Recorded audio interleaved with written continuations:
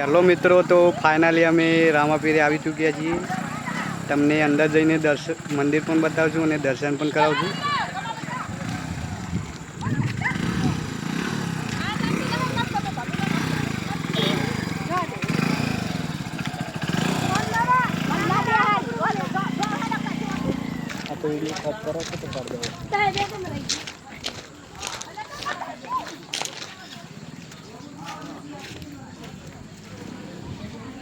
ના ના રગડીને જઈને આવતી જાતો પછી બંધ કરી દે ને થાળમાં બી જતી રહી.